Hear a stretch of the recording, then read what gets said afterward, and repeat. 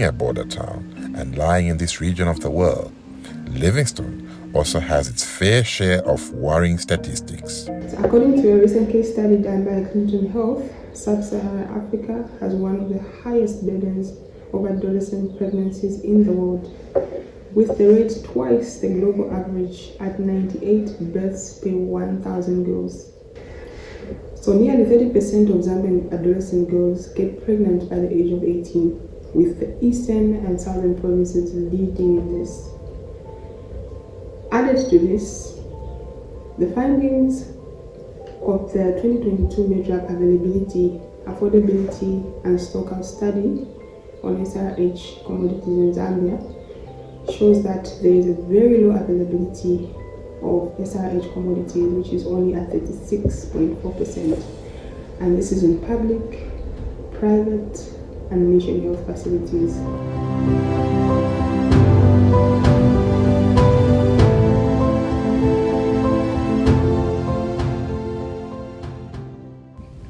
Limited access to family planning and information services supported by social, cultural, and structural drivers are key drivers to the scourge of adolescent pregnancies.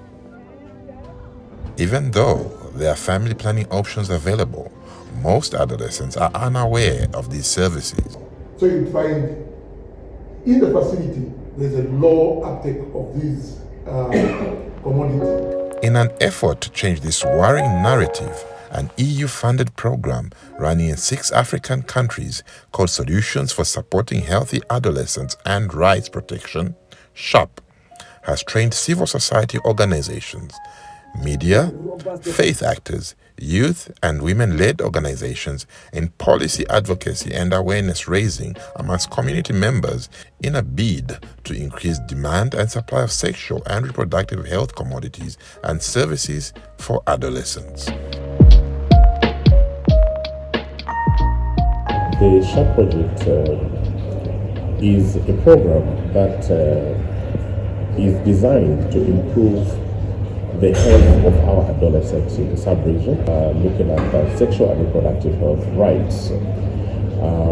The design of the program in terms of its objectives is to look at increasing both the supply side, of commodities, looking at availability, accessibility and affordability of sexual and reproductive health, commodities for our adolescents, and of course the provision of the care, as well as the demand side, which is looking at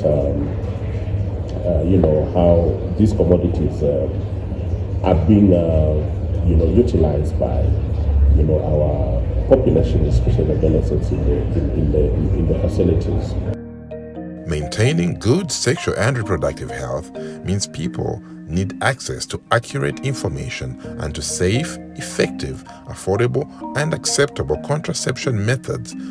They must be informed and empowered to protect themselves from sexually transmitted infections and, when necessary, receive timely and affordable treatment.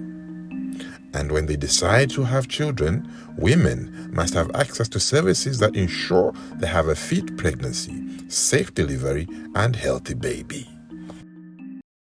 Livingstone opinion leaders, made up of faith actors, media actors, and youth actors, came up with an integrated action plan that aims to provide reliable information about adolescent sexual and reproductive health and rights so as to counter stereotypes and fake news. They held a community dialogue at the Church of God on the 22nd of February 2024, where invited members of the public engaged in a frank, no-holds-barred discussion on sexual and reproductive health. The dialogue got underway by having a biblical background to sexual and reproductive health and why the church should be part of this dialogue. But God, when He created man, part of man is sexuality. So in short, we are saying, many of us as churches, we don't emphasize. We all emphasize spiritual part, we don't emphasize the physical part. A young man who listened intently was quick to pose the burning question.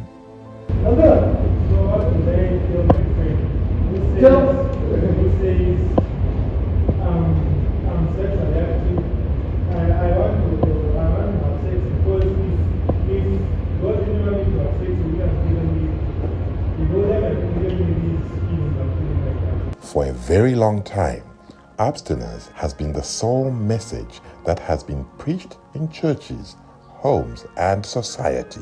But the reality is, this has largely been ignored. But if you are found on the other side and you really can't control yourself, then take yourself. Whereas the adolescents in the gathering felt that parents do not offer enough of a listening ear to their needs, the parents countered by stating that it seemed that children preferred to listen more to their peers than they did to their parents.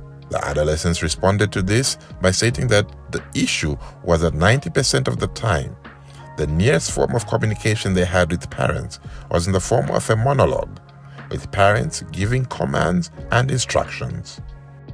They stated that parents never took time to listen to their children and see things from their point of view, whereas peers gave that listening ear and attention. They went on to pose a few questions that left some parents in the audience scratching their heads. My fathers and mothers, how I, as a girl, cannot be pregnant at a tender age. What information do you have for me? What encouragement can take me to another level? You keep yourself busy and then choose what type of friends you have. If you have peer pressure, it means it will drive you to have sex at the early stage. But if it's forcing, I really want to taste. I want to then I know that condomizing we are men, but it will provide me cervical cancer. What do I do now? Because abstinence is very cancer. Condomizing now, you need a therapy to my problems. What do I do? You need a therapy. What's the next step forward? And the things that you see, avoid them. Most especially the phones, as my fellow parents have mentioned. Use it accordingly, don't misuse it, otherwise it will mislead you. It is important that as parents and society, we play a more engaged role in providing our children with the right information as regards sexuality. Left to the world, we risk them being misinformed or even disinformed, thereby resulting in a number of negative effects such as early pregnancies, increased maternal mortality, increased STI infections, and a high school dropout rate. A passionate plea was made by Sepiso for parents to give them the listening ear, as there is so much that they want to share with them and learn from them. We want you to be open. We have a lot of things to talk about. We have a lot of things that we want to learn. But if we find you parents, you're always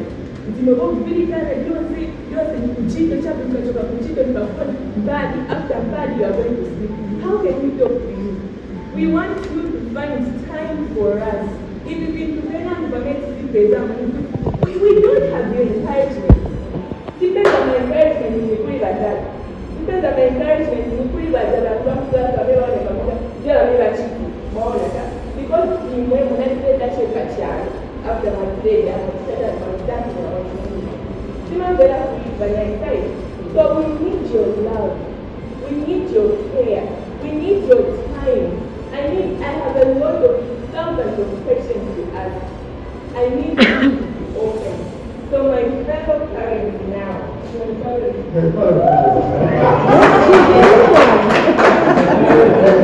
parents, as you are going home here, I want you to go and practice.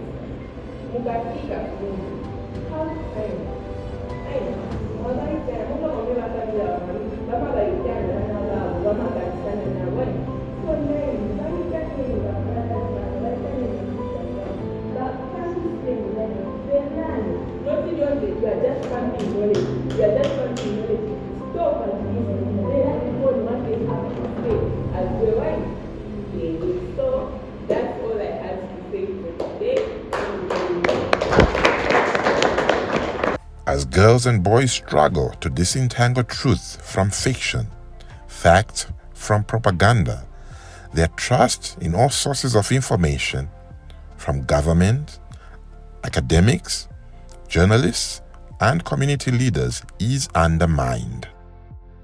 We all need to be aware of this to understand the specific adolescent needs and effects of misinformation and disinformation on the younger generation, so we can tailor solutions to meet their needs.